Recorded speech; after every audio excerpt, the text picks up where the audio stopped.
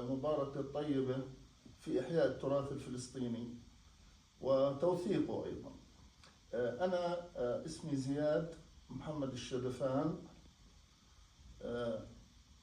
أنا مواليد سنة 1950، دكتور صيدلي وعامل دراسات عليا في إدارة الأعمال من أمريكا، و مهتم في قضايا التطوير البشري اللي هيومن ديفلوبمنت، دراسات العليا.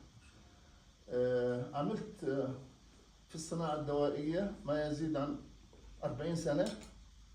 بعدين بعد ما ذهبت إلى التقاعد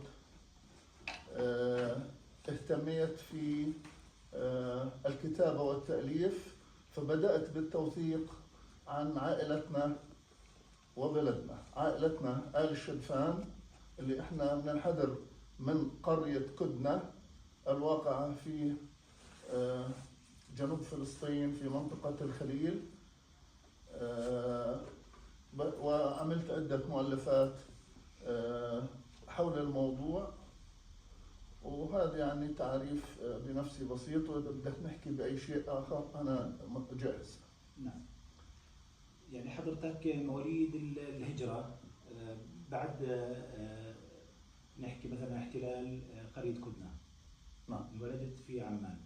لا، احنا قريتنا كدنة هي من القرى اللي احتلت بعد اتفاق الهدنة سنة 1947 بين المملكة الأردنية الهاشمية، لما هيئة الأمم أقرت يعني الهدنة وأقرت مشروع تدويل القدس. وافقت عليه الدولة اليهودية العبرية، ولكن الدول العربية وفلسطين والقادة ما وافقوا عليه، فاحتلوا 7 قرى من قرى الخليل بعد ما كانت محتلة قرى المنطقة. فقريتنا من هذه القرى التي احتلت أخيرا وهدمت، فهاجرنا أو لجأنا بذلك الوقت إلى قرية بيت أولى المجاورة تقريبا إلى بلدنا، وأنا ولدت في بيت أولى تقريبا بعد الهجرة. نعم. طيب دكتور، احنا بنعرف انه عندك اهتمام مثلا في قريتك مسقط رأسك. يعني نسأل مثلا ليش هذا الاهتمام صار عندك؟ يعني في الحقيقة نحن كنا نعيش على مسافة كيلومترات من قرية كدنة، فمنذ نعومة إظفاري وأنا صغير وأنا أسمع لجدي وجدتي ووالدي فيما حول بلدنا قريتنا، كيف كانوا عايشين، كيف كانوا يأكلوا، كيف كانوا يشربوا، كيف كانوا يروحوا، كيف كانت بيوتهم. تولد لدي يعني كثير حب إني أنا أشوف هذه كيف كانوا عايشين، أشوف البلد، أشوف القرية تبعنا، أشوف البلد الأم، الأساس، العشق الكبير إلي. فلما صار عندي الوقت وقررت إني أنا لازم أزور هذا البلد، وصار في إمكانية الزيارة، سمح لي بأول زيارة إلى فلسطين بالذهاب للمشاركة في مؤتمر علمي صيدلاني عام 2011، ولكن لم يسمح لي بالخروج من مدينة بيت لحم لأنه ممنوع. ما كان معي تصريح زيارة، كانت عبارة عن دعوة من السلطة الوطنية الفلسطينية.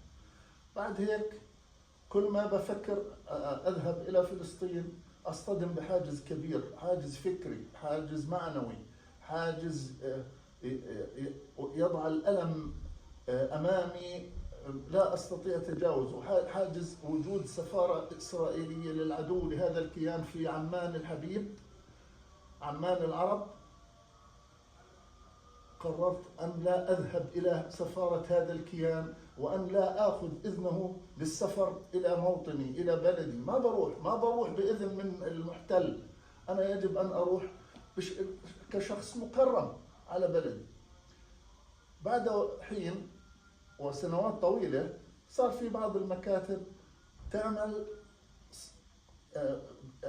تأشيرة زيارة جماعية دون أن تذهب إلى السفارة الإسرائيلية، بس شريطة إنك تروح مع جروب في يوم معين وترجع في يوم معين، ما بنختم جوازك، وبتروح على كل المناطق في فلسطين المحتلة بالداخل 1948 والضفة الغربية. وأنا لي أقارب هناك، فتقدمت 3-4 شهور إلى أن حصلنا على موافقة أنا وزوجتي، وكانت يعني منتهى السعادة أصابتنا عندما حصلنا على هذه الموافقة، وما أن انطلقنا بالحافلة إلى القدس. يعني كان كأني ذاهب إلى الجنة. وفي الحقيقة أنه نمت تلك الليلة منتظرا الصباح فجر الصباح القادم لأذهب إلى قدمة بلدي. وفعلا كانت أول زيارة لي منذ فجر ذلك اليوم إلى قدمة.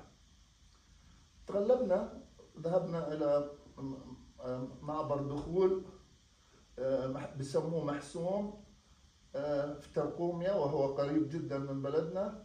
رفضنا هناك، ممنوع ندخل من هناك. عدنا إلى بيت لحم في مكان معبر محسوم أيضا اسمه حوسان، دخلنا منه، ولكن هذا أبعدنا باتجاه عن بلدنا شوي، حوالي 35 كيلو. رغم ذلك توجهنا مباشرة إلى قدمة.